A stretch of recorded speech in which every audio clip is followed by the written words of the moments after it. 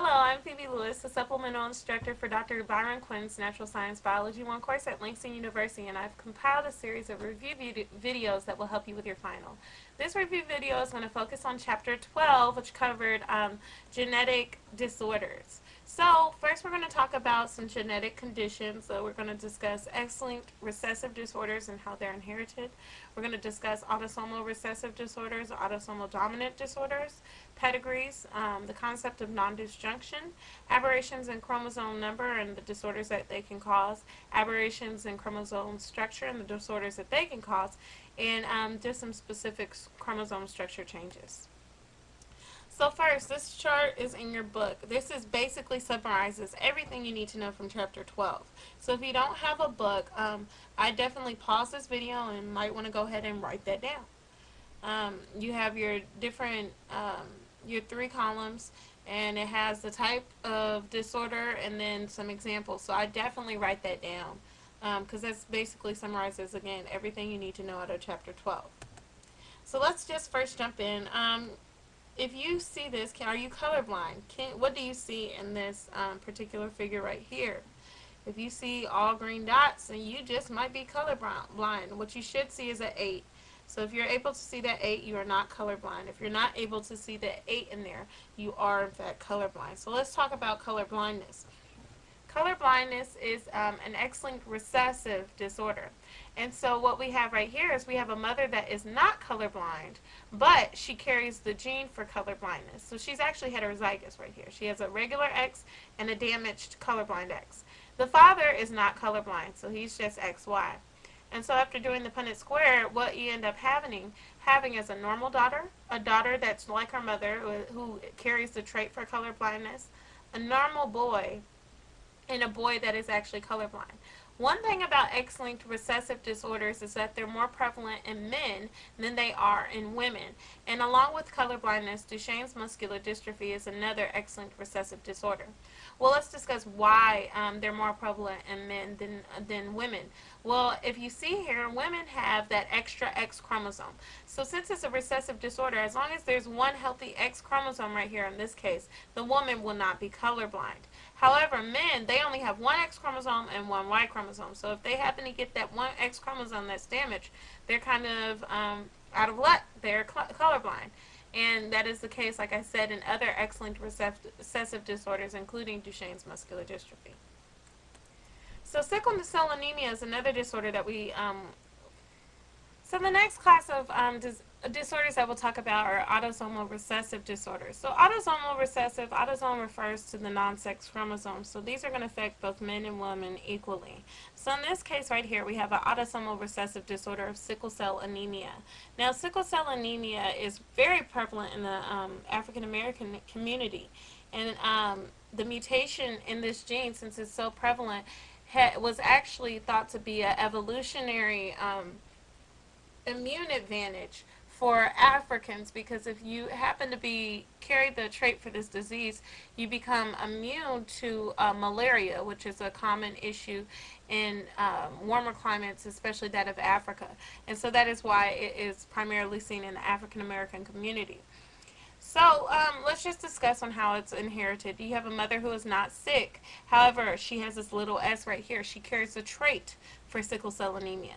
You have a father who is also not sick, but also carries the trait for sickle cell anemia. So just doing the Punnett square, as you learned in Chapter 11, you see that we have one of the offspring that is just perfectly okay. We have 2 of the offspring that are carriers for sickle cell anemia, and then we have this one offspring right here that actually has sickle cell anemia. And what sickle cell anemia is when it happens when your red blood cells take this sickle shape, and they're not able to carry oxygen as efficiently as they would here. So this is just some of your blood cells in sickle cell anemic patients. Some of their red blood cells are shaped like this, so they're not able to transport oxygen as efficiently as somebody who does not have sickle cell anemia. Alright, well the other type of disorder that we'll talk about are autosomal dominant disorders. And so again, autosome, that refers to your non-sex chromosomes. So again, these will affect both males and females equally. In autosomal dominant, you only need one faulty allele for this disease to manifest. So in this case, the mother, she's not sick. She has two little H's. She does not have the disease that we're focusing on as an example for autosomal dominant disorders is Huntington's disease. So the mother is not sick, two little H's. The father is sick. He's heterozygous. He has one of those big H's that carry Huntington's disease because, again, this is autosomal dominant and a little H. So what ends up happening is that two of the four kids end up having Huntington's disease. So this kid right here, big H, little h, as long as that dominant allele is there, that offspring has it. And then these two little kids are normal down here. So that is how autosomal dominant disorders are inherited. Another thing that you learned about in Chapter 12 were just pedigrees. These are used, these are little charts that are used to trace genetic disorders throughout the family. So in this case, they're tracing albinism throughout this family. And so you can just use a pedigree, which is simply a chart used to trace genetic disorders. Another thing that we discussed in Chapter 12 was non-disjunction. Non-disjunction just means a failure for the chromosomes to separate properly. So in the case of non-disjunction, it can occur in either meiosis 1 or meiosis 2. And so it can cause genetic abnormalities. Let's see, this is how meiosis is supposed to go. You have these chromosomes, and you get 4 haploid that have half the number of chromosomes as the parent cell. Well, in the case of non-disjunction, what happens if these chromosomes don't separate properly and they both go into one cell instead of one going to the one and going to the other? Well, what you end up having is 4 daughter cells. 2 of them are empty. They don't have any genetic material or information in there at all, and 2 of them have too many. So you end up having 4 daughter cells, 2 of them with no genetic information in them at all, and 2 of them with too much genetic information at all. In them. So in this case, you have 24 chromosomes in this where there should be 23, 24 in here where there should be 23, and nothing in here. Oh, well, 22, excuse me, because you have this one that came down here, so 22 chromosomes. Let's go back. That's what occurs in non-disjunction in meiosis 1. Well, if non-disjunction occurs in meiosis 2, so we're normal up until this point, these separated properly. Well, these did not separate properly. This one happened to go all the way in here. You end up with half of them are normal, half of them are not normal. So these 2 are still functional. However, these 2 over here, you have one with too much information, one with not enough. That's just non-disjunction, failure of chromosomes to separate properly. Well, one example of this is aberrations in chromosome number trisomy 21.